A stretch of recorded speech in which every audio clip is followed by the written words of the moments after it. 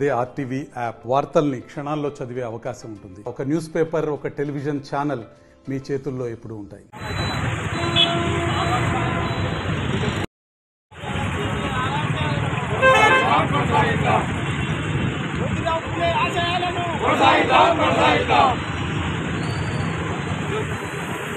జ్యోతిరావు ఆశయాలను జ్యోతిరావు పూలే ఆశయాలను జ్యోతిరావు ఆశయాలను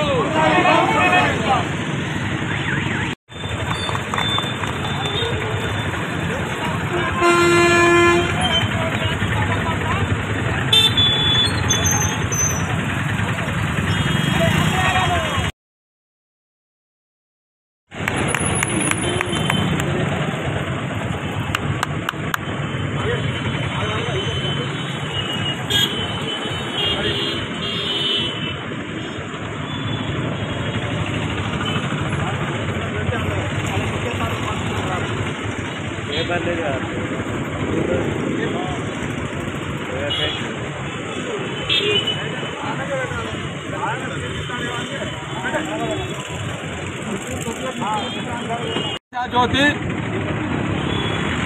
మహాత్మా జ్యోతి పూలే గారి జన్మదిన శుభాకాంక్షలు. అలాగే అతను మహారాష్ట్రలో 1827 11 తారీఖున జన్మించడం అనేది జరిగింది. వాళ్ళ ఫాదరు వాళ్ళ నాన్న గోవిందరావు. అలాగే అతను ఆ రోజు ఉద్యమాలు చేయడం అనేది జరిగింది. ఆ రోజు మహిళలకు చదువు అనేది లేకుండే, చదువు లేకపోతే ప్రతి మహిళకు చదువు ఉంటేనే భారతదేశం బాగుపడుతుందని ఉద్యమాలు చేసి మహిళలను చదివించడం అనేది జరిగింది. అలాగే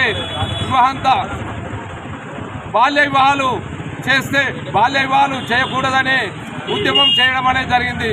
వితంతు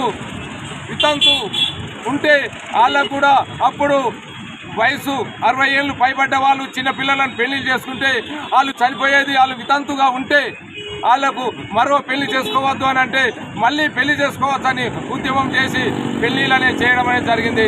అప్పుడు మహిళలకు చదువు అనేది లేకపోతే 1848లో స్కూళ్ళు స్టార్ట్ చేసి మహిళలకు సపరేట్ స్కూల్ స్టార్ట్ చేసి అప్పటి నుంచే ఇప్పటి వరకు కూడా మన పిల్లలు చదువుతున్నారు అంటే జ్యోతిరావు పూలే దయ వల్లనే. జ్యోతిరావు పూలే ఆశయాలను జ్యోతిరావు పూలే దయ వల్లనే ఈరోజు మన పిల్లలందరూ చదువుకోవడం అనేది జరుగుతుంది. మహిళలకు చదువు కావాలని ఆ రోజు ఉద్యమం చేస్తే ఈ రోజు వరకు కూడా మన పిల్లలను చదివించుకోగలుగుతున్నాం.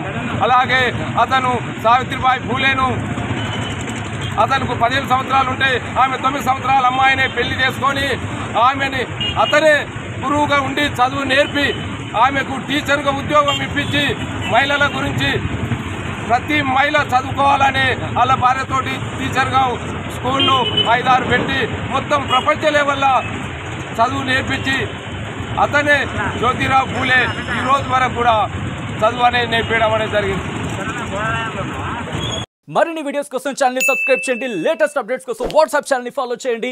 అండ్ లింక్ డిస్క్రిప్షన్ లో ఉంది.